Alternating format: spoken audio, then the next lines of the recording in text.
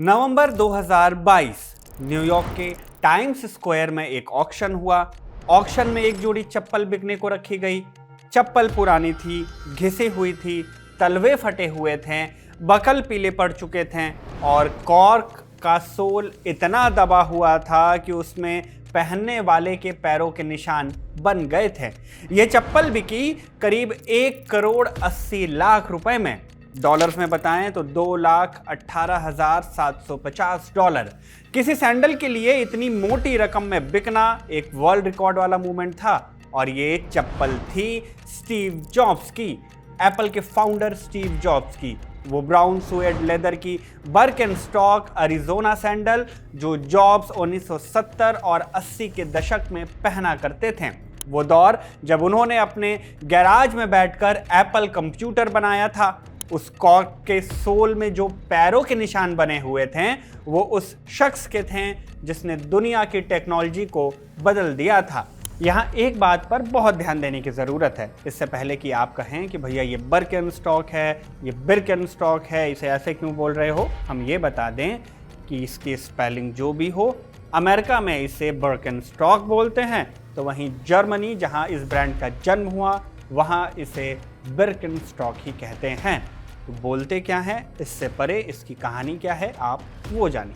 अब सवाल ये है कि वो कौन सी चप्पल है जो स्टीव जॉब्स पहनते थे, जिसे दुनिया के सबसे बड़े फैशन हाउस अपने कलेक्शन में रखना चाहते हैं और जिसकी एक जोड़ी भारत में 5,000 रुपए से लेकर 15,000 रुपए तक बिकती है। एक चप्पल, सैंडल, फ्लैट, जिसे देखकर लोग कहते हैं कि ये तो बड़ा बदसूरत है। तो आज हम बात करेंगे बर्केनस्टॉक की, एक ऐसे ब्रांड की कहानी जो 250 साल से ज़्यादा पुरानी है, जो एक गांव के मोची से शुरू हुई, जिसका पहला प्रोडक्ट बाजार में फ्लॉप हुआ, जिसे अमेज़ॉन ने रिजेक्ट नहीं किया बल्कि जिसने अमेज़ॉन को रिजेक्ट कर दिया, जिसे बारबी मूवी में एक सीन ने करोड़ों का फायदा करा दिया, जिसका मालिक आज दुनिया का सबसे अमीर आदमी है और जो अब भारत के मेट्रो शहरों की पार्टियों में स्टेटस सिंबल बन चुकी है। ये कहानी सिर्फ एक चप्पल की नहीं है, ये कहानी एक प्रोडक्ट की है कि कैसे 250 साल तक कोई भी प्रोडक्ट जिंदा रहता है, कैसे एक बदसूरत सी चीज लग्जरी बन जाती है और कैसे एक जर्मन मोची का खानदान आज 55,000 करोड़ रुपए की कंपनी चलाता है। नमस्ते, मेरा नाम शुभम है और आप देख रहे हैं अलिफ लैला।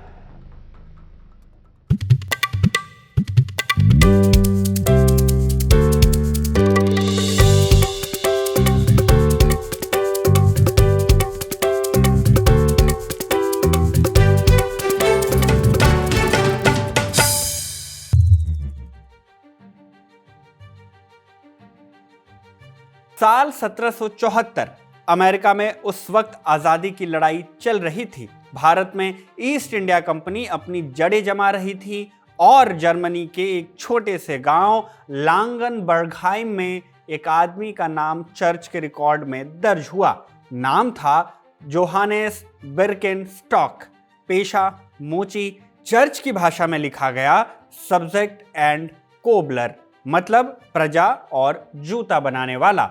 अब ये जोहानेस साहब कोई बड़े बिजनेसमैन नहीं थे, एक गांव में रहने वाले साधारण से मोची थे, लेकिन उनके हाथ में एक हुनर था, जूते बनाना। और ये हुनर उन्होंने अपने बेटों को सिखाया, बेटों ने अपने बेटों को सिखाया। ये सिलसिला पीढ़ी दर पीढ़ी चलता रहा। बिर्केनस्टॉक खानदान में लड़के पैदा होते, मोची बनते, शादी भी मोची खानदानों में करते और इस तरह एक मोचियों की डायनेस्टी बन गई। लेकिन ये डायनेस्टी गरीब थी, गरीब नहीं बहुत गरीब थी। जोहानेस के पोते जोहानेस जूनियर और उनके बेटे जोहान कॉनराड दोनों इतने तंग हाल में थे कि उन्होंने 1849 की जर्मन क्रांति में हिस्सा लिया। इसके बाद आती है इस कहानी की पहली बड़ी शख्सियत, कॉनराड बिर्केनस्टॉक, जोहानेस के पर पोते। कॉनराड ने गांव छोड़ दिया और फ्रैंकफर्ट शहर में आ गए। फ्रैंकफर्ट आज जर्मनी का फाइनेंशियल कैपिटल है, लेकिन उस वक्त भी बड़ा शहर हुआ करता था। कॉनराड ने वहां 2 जूतों की दुकानें खोली और फिर 1896 में कॉनराड ने वो चीज बनाई जिसने सब कुछ बदल दिया। उन्होंने दुनिया का पहला फ्लेक्सिबल फुटबेड बनाया। फुटबेड यानी जूते के अंदर का जो सोल जो आपके पैर के नीचे आता है। उस जमाने में हर जूते का सोल बिल्कुल सपाट होता था, बिल्कुल फ्लैट, जैसे तख्ता हो।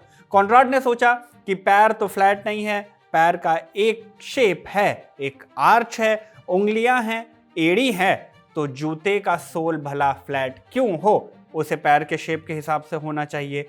यह आइडिया आज सुनने में बहुत सिंपल लगता है, लेकिन 1896 में ये एक क्रांतिकारी सोच थी। कॉनराड ने कॉर्क और लेटेक्स को मिलाकर एक ऐसा सोल बनाया जो पैर के शेप के हिसाब से मुड़ता था, ढलता भी था, और सबसे बड़ी बात, जितना ज्यादा पहनो उतना ज्यादा ये आपके पैर के हिसाब से मोल्ड हो जाता। मतलब पहनते पहनते ये चप्पल आपकी बन जाती। कॉनराड ने फिर एक काम और किया। वो पूरे जर्मनी और ऑस्ट्रिया में घूमे, मोचियों और जूता बनाने वालों को लेक्चर दिए, उन्हें समझाया कि ये फुटबेड है क्या, क्यों एक जरूरी है, और फिर उन्हें लाइसेंस बेचे ताकि वो भी ये फुटबेड बना सकें। 1902 तक कॉनराड ने दुनिया का पहला फ्लेक्सिबल आर्च सपोर्ट भी डिजाइन कर दिया, जो तैयार जूतों में इंसर्ट की तरह लगाया जा सकता था।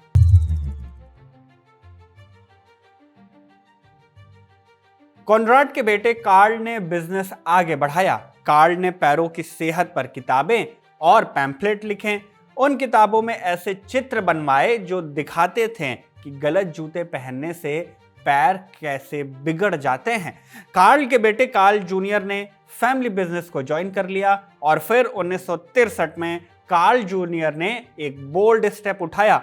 उन्होंने सोचा कि बस बहुत हो गई ये इंसोल की कहानी। अभी तक बिर्केनस्टॉक सिर्फ जूतों के अंदर लगने वाले सोल बनाती थी, कोई देखता भी नहीं था कि अंदर है क्या। कार्ल ने कहा, हम दुनिया का सबसे अच्छा इंसोल बनाते हैं, लेकिन कोई हमारा प्रोडक्ट देखता ही नहीं, तो क्यों ना इंसोल को जूते से बाहर निकालकर एक सैंडल बनाएं। कहा जाता है कि कार्ल ने अपने किचन में प्रयोग किए, कॉर्क और लेटेक्स को मिलाकर बेक किया, जैसे कोई एक केक बना रहा हो। एक ऐसा मटेरियल तैयार किया जो हल्का था, मजबूत था और पैर को सपोर्ट भी देता था। इसी से बनी दुनिया की पहली फ्लेक्सिबल फुटबेड सैंडल, एक सिंगल स्ट्रैप वाली सैंडल जिसे बाद में मैड्रिड नाम दिया गया। कार्ल इसे लेकर 1963 की शू ट्रेड फेयर में गए। ये वो ट्रेड फेयर था जहां जूतों की दुनिया के सारे बड़े खिलाड़ी आते थे। लेकिन उस वक्त फैशन में क्या चल रहा था जानते हैं? इटालियन स्टीलेटो हील्स, पतली एड़ी नुकीले जूते, और कार्ल वहां लेकर गए एक मोटी चौड़ी भद्दी दिखने वाली सैंडल जो न लेडीज की थी न जेंट्स की, जेंडर न्यूट्रल थी। इसका रिजल्ट क्या हुआ? पूरा का पूरा फ्लॉप हो गया। किसी ने ऑर्डर नहीं किया, रिटेलर्स ने मुंह फेर लिया, ट्रेड फेयर में उनका मजाक बन गया। लोगों ने कहा कि ये कौन पहनेगा, ये तो बड़ा बदसूरत है। लेकिन कार्ल ने हार नहीं मानी। अगर शू स्टोर्स नहीं बेचेंगे तो कोई बात नहीं, हम सीधा डॉक्टर्स को बेचेंगे। उन्होंने मेडिकल सेक्टर में डायरेक्ट मार्केटिंग शुरू की। ऑर्थोपेडिक्स डॉक्टर्स को बताया कि यह सैंडल पैरों के लिए अच्छी है। धीरे धीरे मेडिकल कम्युनिटी में इस सैंडल की पहचान बनने लगी। 1964 में कार्ल ने एक और मॉडल बनाया, ज्यूरिक। 1965 में रोमा। 1973 में आई एरिजोना, जो डबल स्ट्रैप वाली आइकॉनिक सैंडल है, जो आज भी बिर्केनस्टॉक की सबसे ज्यादा बिकने वाली सैंडल्स में से एक है। लेकिन कहानी का असली मोड़ अभी आना बाकी था, और वो मोड़ जर्मनी में नहीं, अमेरिका में आया। एक औरत की वजह से जिसे जूतों के बारे में कुछ भी नहीं पता था।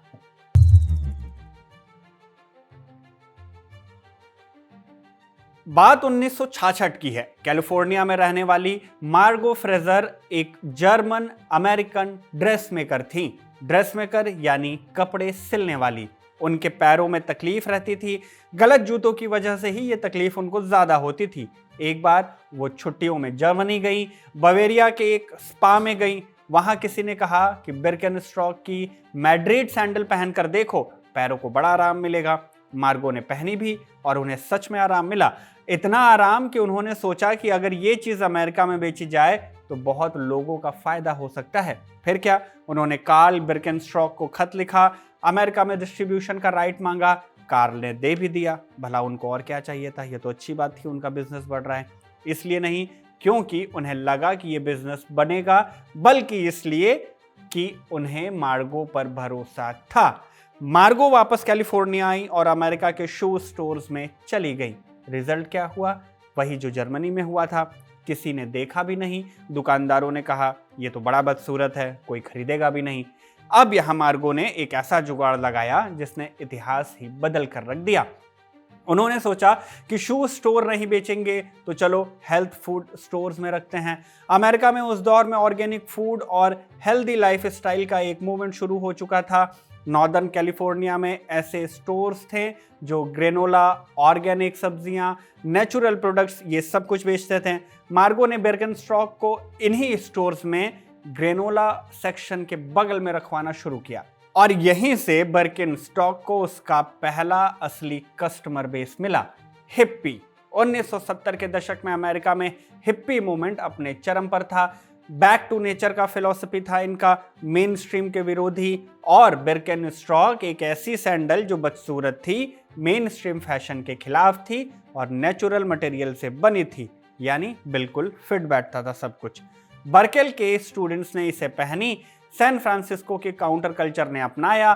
बर्कनस्टॉक एक फैशन स्टेटमेंट नहीं, एक एंटी फैशन स्टेटमेंट बन चुका था। ये पहनना मतलब ये कहना कि मुझे सिस्टम से कोई लेना देना नहीं। मार्गो ने नेवाटो कैलिफोर्निया में बर्कनस्टॉक फुटप्रिंट सैंडल्स इंक नाम की कंपनी बनाई। 1986 में नॉर्डस्ट्रॉम अमेरिका का एक बड़ा डिपार्टमेंट स्टोर पहला बड़ा रिटेलर बना जिसने बर्कनस्टॉक खरीदा। मार्गो ने करीब 40 साल तक अमेरिका में बर्कनस्टॉक का बिजनेस चलाया। 2002 में रिटायर हुई। 2017 में 88 साल की उम्र में इनका निधन हो गया। लंबे समय तक इन्होंने बिजनेस खींचा। बर्कनस्टॉक अमेरिका डिवीजन के सीईओ ने उनकी मौत पर यह कहा कि ये कहना गलत नहीं होगा कि मार्गो के बिना अमेरिका में यूरोपियन कंफर्ट शू ब्रांड्स के लिए रास्ता नहीं खुलता। एक औरत जिसे शू इंडस्ट्री का कोई तजुर्बा नहीं था, जिसे हर शू स्टोर ने रिजेक्ट कर दिया, उसने एक हेल्थ फूड स्टोर में ग्रेनोला के बगल में चप्पल रखकर अमेरिका की सबसे बड़ी फुटवेयर मार्केट में इतिहास लिख दिया था।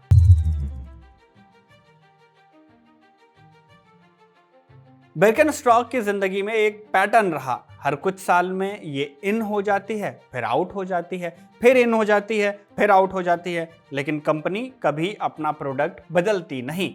1980 के दशक में फैशन की दुनिया ने इसे खोजा। डिजाइनर्स ने अपने मॉडल्स को रैंप पर बर्कनस्टॉक पहनाई। 1983 में न्यूयॉर्क में पहली बार एक फैशन शो में बर्कनस्टॉक दिखी। फैशन मैगजीन्स के कवर पर भी आई। 1990 के दशक की शुरुआत में जनरेशन एक्स के हाई स्कूल और कॉलेज स्टूडेंट्स ने इसे अपना लिया। सुपर मॉडल केट मॉस ने पहन भी लिया। ग्वेनेथ पॉल्ट्रो, हॉलीवुड की मशहूर एक्ट्रेस, को इन्हें पहने हुए देखा भी गया। हर बार जब कोई बड़ा नाम बर्कनस्टॉक पहनता, सेल्स अपने आप बढ़ जाती। लेकिन कंपनी ने एक बड़ी गलती भी की। बर्कनस्टॉक परिवार ने कई सब ब्रांड्स शुरू कर दिए। इससे कस्टमर कंफ्यूज हो गए और फिर अमेरिकी मार्केट और मार्गो फ्रेजर के साथ झगड़े शुरू हुए। 2000 के बाद कार्ल बर्कनस्टॉक रिटायर हुए और उनके 3 बेटों क्रिश्चियन, स्टीफन और अलेक्जेंडर ने कंपनी संभाली। लेकिन भाइयों में आपस में मतभेद होता रहा। यहां कहानी में एक नया किरदार आता है, ओलिवर रिचर्ड। 2009 में रिचर्ड कंपनी में आए। वो बर्कनस्टॉक परिवार के बाहर से आने वाले पहले सीईओ थे। करीब 250 सालों में पहली बार कोई बर्कनस्टॉक फैमिली से बाहर का शख्स कंपनी चला रहा था। रिचर्ड एक अलग तरह के सीईओ हैं। सीबीएस न्यूज पर एक इंटरव्यू में जब पत्रकार उनके ऑफिस गए तो रिचर्ड अपनी डेस्क पर बैठे तेज म्यूजिक सुन रहे थे। पत्रकार ने कहा कि ये किसी सीईओ जैसा नहीं लगता। रिचर्ड ने कहा, शायद मैं एवरेज सीईओ नहीं हूं, मैंने कभी किसी चीज में एवरेज होने की कोशिश नहीं की। रिचर्ड ने कंपनी को एक कॉर्पोरेट स्ट्रक्चर दिया, ग्लोबल ब्रांड स्ट्रेटेजी बनाई और एक बड़ा काम किया, लग्जरी ब्रांड्स के साथ कोलैबोरेशंस शुरू किए। लेकिन बहुत सोच समझ कर ये काम किया गया। रिचर्ड ने कहा कि 10 में से 8 कोलैबोरेशंस रिक्वेस्ट को वो ना कहते हैं, जिन्हें हाँ कहा वो बड़े नाम थे। 2019 में बर्कनस्टॉक ने पेरिस में 1774 क्रिएटिव स्टूडियो खोला। नाम 1774 इसलिए रखा क्योंकि कंपनी उसी साल फाउंड हुई थी। यहां से बड़े बड़े लग्जरी ब्रांड्स के साथ कोलैबोरेशंस शुरू हुए। डियोर ने बिर्केनस्टॉक के साथ मिलकर सैंडल बनाई जो $1000 माने करीब 85,000 रुपए से ज्यादा की कीमत पर बिकी। एक और दिलचस्प किस्सा है, MSCHF जो एक अमेरिकी आर्ट कलेक्टिव है, उसने हर्मेस के बिर्किन बैग का रिसाइकल्ड चमड़ा इस्तेमाल करके बिर्केनस्टॉक सैंडल बना दिया। कीमत $76,000 यानी करीब 63 लाख रुपए, वो भी एक चप्पल की कीमत। और इसे खरीदा काइली जेनर ने। काइली जेनर जो दुनिया के सबसे फेमस सोशल मीडिया सेलिब्रिटीज में से एक हैं। तो एक चप्पल जिसे 1963 में बदसूरत कहकर रिजेक्ट किया गया था, वो 60 साल बाद डियोर के रैंप पर चल रही थी। काइली जेनर के पैरों में 63 लाख रुपए की बिक रही थी और हर साल करोड़ों जोड़ियां भी बिक रही थी जो आप और हम जैसे लोगों के पैरों में है। –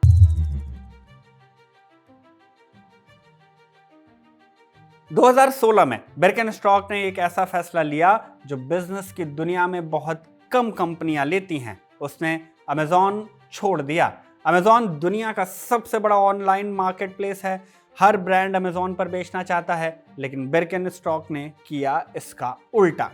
हुआ ये कि अमेज़न पर बिर्केनस्टॉक की नकली कॉपी बिकने लगी थी। चीनी सेलर्स बिर्केनस्टॉक की सबसे पॉपुलर मॉडल एरिज़ोना को $79.99 में बेच रहे थे, जबकि असली कीमत करीब $100 थी। मतलब कंपनी अपने ही नकली प्रोडक्ट से हार रही थी। बिर्केनस्टॉक अमेरिका के तत्कालीन CEO डेविड काहन ने अमेज़न के साथ मिलकर इस समस्या को सुलझाने की कोशिश की, लेकिन कुछ भी हुआ नहीं। अमेज़न का सिस्टम ऐसा था कि असली और नकली प्रोडक्ट एक ही वेयरहाउस में रखे जाते थे। कस्टमर को पता ही नहीं चलता कि उसे असली मिल रहा है या फिर नकली। जुलाई 2016 में काहन ने अपने हजारों रिटेल पार्टनर्स को एक मेमो भेजा। उसमें लिखा कि 1 जनवरी 2017 से बिर्केनस्टॉक अमेज़न पर कोई प्रोडक्ट नहीं बेचेगा और किसी भी थर्ड पार्टी सेलर को भी अमेज़न पर बेचने की इजाजत नहीं होगी। काहन ने लिखा, अमेज़न का मार्केट प्लेस एक ओपन मार्केट की तरह काम करता है, जहां हम ऐसी बिजनेस प्रैक्टिस देखते हैं जो हमारे ब्रांड को खतरे में डालती है। इसे कंट्रोल करना अमेज़न के साथ मिलकर भी नामुमकिन साबित हुआ है। काहन ने एक और बात कही, इसका मतलब ये है कि हम अमेज़न मार्केटप्लेस को नकली माल बेचने वालों और बिना इजाजत के सेलर्स के हवाले छोड़ रहे हैं, लेकिन कंपनी के लिए ब्रांड की इज्जत बिक्री से ज्यादा अहम थी। लेकिन यह फैसला आसान नहीं था। अमेज़न अमेरिका की सबसे बड़ी ऑनलाइन मार्केटप्लेस है। उससे अलग होना बिक्री में बड़ा झटका हो सकता था, लेकिन बिर्केनस्टॉक प्राइवेट कंपनी थी, उसे शेयर होल्डर्स को जवाब देने की जरूरत नहीं थी और कंपनी का मानना था कि लॉन्ग टर्म में ब्रांड के वैल्यू प्रोटेक्ट करना ज्यादा जरूरी है। बाद में बिर्केनस्टॉक ने यूरोप के अमेज़न से भी अपने सारे प्रोडक्ट्स हटा लिए और एक कदम आगे बढ़ते हुए कंपनी ने अपनी खुद की अंडरकवर इन्वेस्टिगेशन टीमें बनाई। ये टीमें हिडन कैमरा लेकर तुर्की, फिलीपींस और चीन में उन फैक्ट्रियों में जाती जहां नकली बिर्केनस्टॉक बनाई जाती। रिचर्ड ने कहा, हम सिर्फ मार्केट प्लेस या रीसेलर्स को सजा नहीं देते हैं, हम सीधे फैक्ट्री तक जाते हैं, तुर्की, फिलीपींस, चीन, जहां भी जाना हो।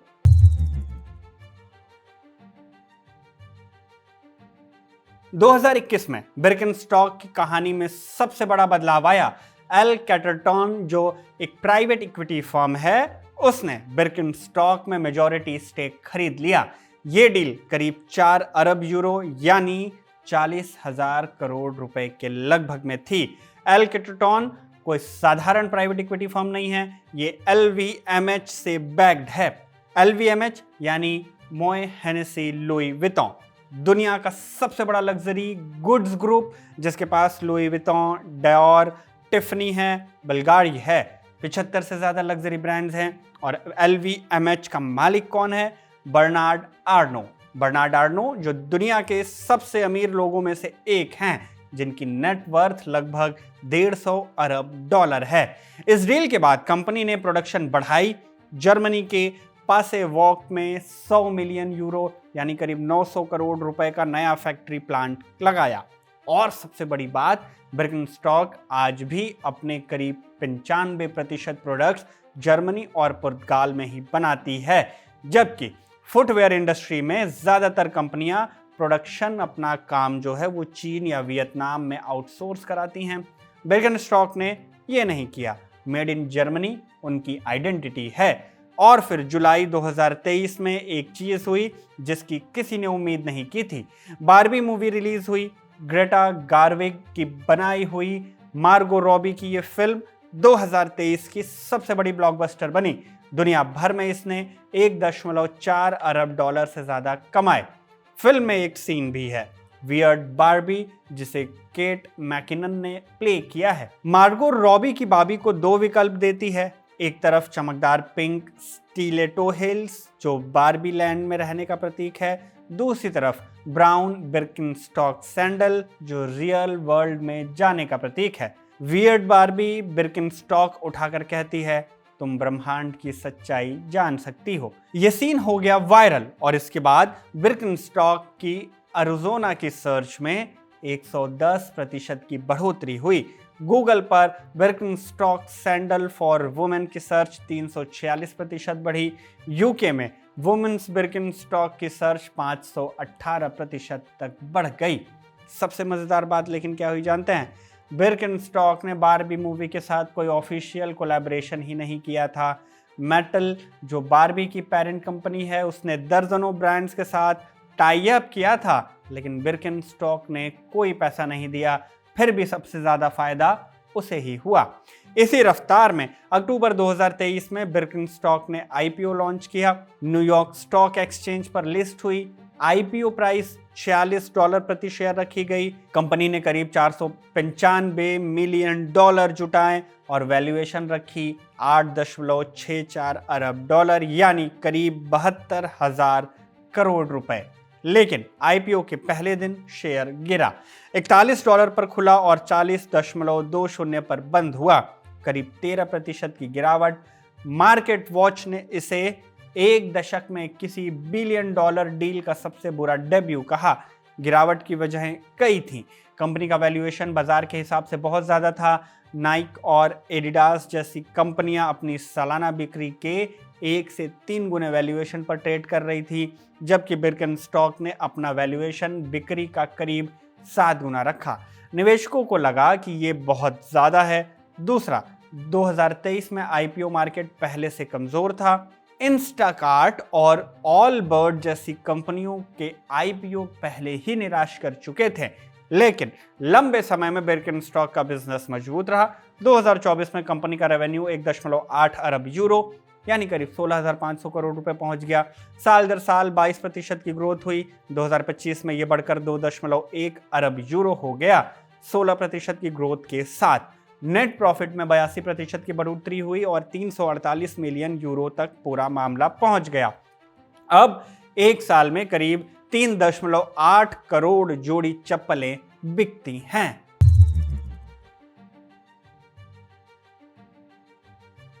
अब बात करते हैं भारत की। दिल्ली, मुंबई, बेंगलुरु की किसी अपस्केल पार्टी में चले जाइए, आपको कुछ लोग बिर्केनस्टॉक पहने हुए दिखेंगे। वो डबल स्ट्रैप वाली अरिज़ोना सैंडल, बकल वाली, कॉर्क सोल वाली, और कीमत जानते हैं? शुरुआती मॉडल एस्टिमेटेड करीब इनका 5,000 रुपए में आता है, लेकिन लेदर या सुएड वाला अरिज़ोना 7,000 से 8,000 रुपए में मिलता है। बोस्टन क्लॉक 14,000 से 15,000 रुपए में, और बिग बकल वाला करीब 14,000 रुपए से भी ज्यादा। भारत जैसे देश में जहां बाटा की 500 रुपए की चप्पल बिकती है, वहां 8,000 रुपए की चप्पल भला कौन खरीद रहा है और क्यों? बिर्केनस्टॉक ने भारत में एंट्री 2019 में की। दिसंबर 2019 में पहले अपनी वेबसाइट से डायरेक्ट टू कंज्यूमर बिक्री शुरू की। 2020 में पहला फिजिकल स्टोर खोला दिल्ली एयरपोर्ट पर। सितंबर 2019 में बिर्केनस्टॉक इंडिया प्राइवेट लिमिटेड रजिस्टर हुई नई दिल्ली में ही। और फिर जो हुआ वो चौंकाने वाला था। लगातार 2 साल यानी फाइनेंशियल ईयर 2022 और 2023 में कंपनी ने भारत में 110% से ज्यादा सालाना ग्रोथ दर्ज की। 2 साल में बिक्री 2 गुने से ज्यादा हुई। फाइनेंशियल ईयर 2024 में ग्रोथ स्लो हुई। 40% पर आई, लेकिन फिर भी बिक्री 200 करोड़ रुपए तक पहुंच गई। फाइनेंशियल ईयर 2025 में ये 227 करोड़ रुपए हो गई। आज बिर्केनस्टॉक के भारत में 50 से भी ज्यादा स्टोर्स हैं। मुंबई में 8 स्टोर्स हैं अकेले, जिनमें Phoenix palladium, Phoenix market city और स्काई सिटी मॉल शामिल हैं। फिनिक्स पैलेडियम वाले स्टोर में कंपनी का प्रीमियम 1774 कलेक्शन भी मिलता है। दिल्ली, बेंगलुरु, हैदराबाद, चेन्नई सब जगह स्टोर्स हैं। द केन जो एक बिजनेस न्यूज़ प्लेटफॉर्म है, उसने बिर्केनस्टॉक पर एक डिटेल्ड रिपोर्ट लिखी। उसका टाइटल था बिर्केनस्टॉक कैसे भारत के एलीट के लिए बाटा बन गई। बात सोचने वाली है। बाटा हर भारतीय के पैर में है और बिर्केनस्टॉक उस क्लास के पैर में है जो 8,000 रुपए एक जोड़ी चप्पल पर खर्च कर सकती है। दोनों कंफर्ट बेचते हैं, लेकिन एक 500 रुपए में तो दूसरा 8,000 में। इसकी वजह क्या है? कई चीजें एक साथ मिली हुई हैं। पहली तो ये कि ये कैजुअलाइजेशन का ट्रेंड है। कोविड के बाद ऑफिस कल्चर बदला, वर्क फ्रॉम होम आया, लोगों ने फॉर्मल सूट्स छोड़कर कंफर्टेबल फुटवेयर अपनाए। बिर्केनस्टॉक के सीईओ रिचर्ड ने खुद कहा, दुर्भाग्यवश हम नंबर 1 होम ऑफिस शू बन गए। दूसरी, सोशल मीडिया। इंस्टाग्राम और टिकटॉक पर सेलिब्रिटीज को बिर्केनस्टॉक पहने देखकर भारतीय कंज्यूमर्स भी इसकी तरफ आकर्षित हुए हैं। केंडल जेनर, जीजी हदीद, जेनिफर लॉरेंस और जूड लॉ सब पहनते हैं। तीसरी बात, स्टेटस सिंबल। भारत में बिर्केनस्टॉक सिर्फ एक चप्पल नहीं, एक स्टेटमेंट है। ये कहना कि मैं इतनी महंगी चप्पल पहन सकता हूं। द केन की रिपोर्ट के मुताबिक किसी इंडियन बिर्केनस्टॉक खरीदने वाले से पूछो कि वो 6,000 रुपए की एरिजोना क्यों खरीद रहा है, जबकि उतने में किसी भारतीय ब्रांड के 3 से 4 जोड़ी जूते आ जाएंगे, तो वो आपको कंफर्ट और क्वालिटी की बात बताएगा। लेकिन एक अनकहा सच ये भी है कि उन 2 बकल्स को देखकर सामने वाला समझ जाता है कि ये सस्ती सी चप्पल नहीं है। चौथी और सबसे अहम बात, बिर्केनस्टॉक का कॉर्क और लेटेक्स फुटबेड समय के साथ पहनने वालों के पैर के शेप में ढल जाता है। पहले कुछ दिन तकलीफ होती है, जैसे नुकीले पत्थरों पर चल रहे हो, लेकिन उसके बाद वो चप्पल आपकी अपनी बन जाती है। और ये बात खास तौर पर भारतीय गर्मियों में मैटर करती है, जहां लोग ज्यादातर ओपन फुटवेयर पहनते हैं। बिर्केनस्टॉक का ग्लोबल रेवेन्यू का करीब 90% अभी भी अमेरिका और यूरोप में है, वहीं से आता है। लेकिन APMA मतलब एशिया पैसिफिक, मिडिल ईस्ट और अफ्रीका रीजन में कंपनी की ग्रोथ सबसे तेज है। 2024 में इस रीजन में 42% रेवेन्यू ग्रोथ दर्ज हुई और भारत इस रीजन में एक मेजर फोकस मार्केट है।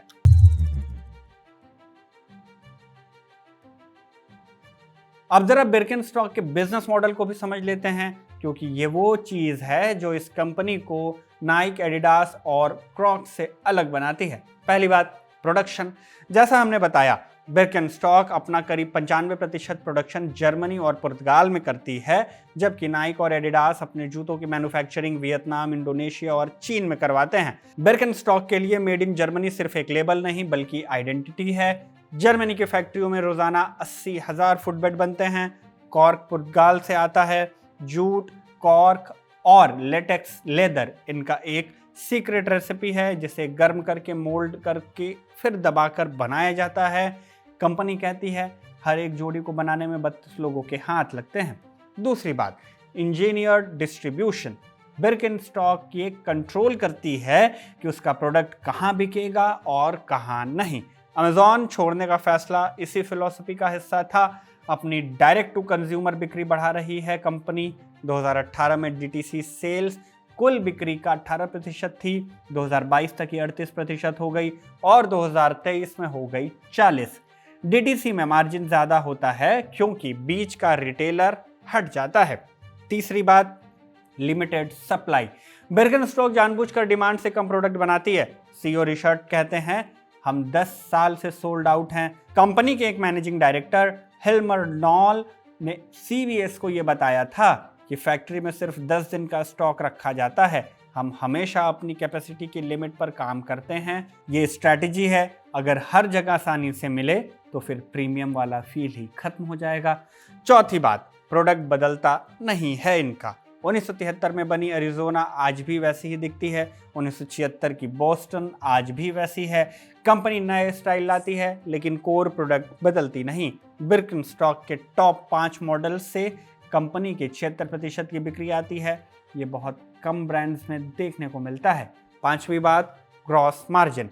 बिर्केनस्टॉक का ग्रॉस प्रॉफिट मार्जिन करीब 60% है। मतलब अगर 100 रुपए की चप्पल बिकी तो बनाने का खर्चा करीब 40 रुपए बैठा। ये बहुत अच्छा मार्जिन है। तुलना के लिए नाइक का देखिए, उसका ग्रॉस मार्जिन करीब 44 से 45% का है।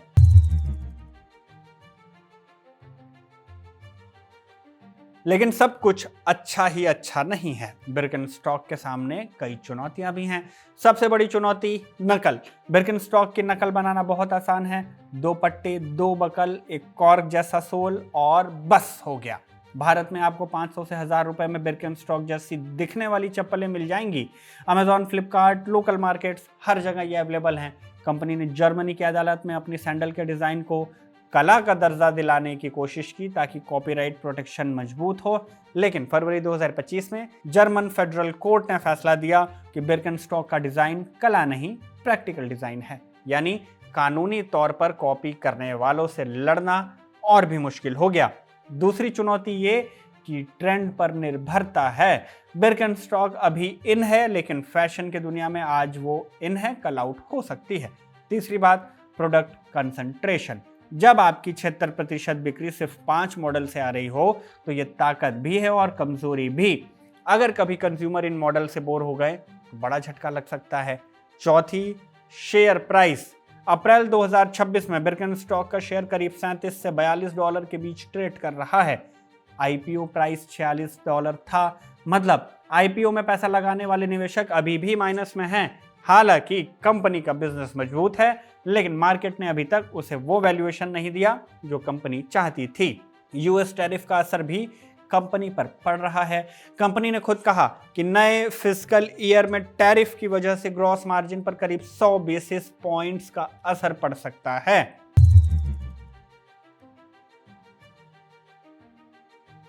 तो आखिरकार बिर्केनस्टॉक 250 साल से जिंदा कैसे है? एक ऐसी दुनिया में जहां ब्रांड्स 5 साल में आते हैं और 10 साल में हो जाते हैं गायब। पहली बात, प्रोडक्ट ही है इनका। जब आपका प्रोडक्ट सच में अच्छा होता है तो उसे मार्केटिंग की उतनी ज़रूरत नहीं पड़ती। बिर्केनस्टॉक का कॉक फुटबेड सच में पैरों को आराम देता है। ये कोई मार्केटिंग गिमिक नहीं, 130 साल पुरानी टेक्नोलॉजी है और 130 साल बाद भी कोई इससे बेहतर फुटबेड नहीं बना पाया। दूसरी बात, इनकी पहचान। बिर्केनस्टॉक को आप 100 मीटर दूर से पहचान सकते हैं। वो डबल बकल, वो कॉर्क सोल, वो शेप, इस पहचान को कंपनी ने कभी नहीं बदला।